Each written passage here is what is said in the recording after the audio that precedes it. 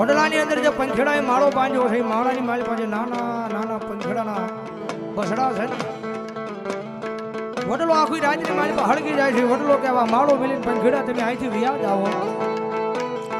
પણ પંખેડાની અંદર માણસ આવે છે, એ વડલો ભલે હળગી જાય પણ પંખેડા પોતાની માણસ ભૂલતા નથી. બીજી કડી બહુ સમજ્યા જેવી છે. જ્યારે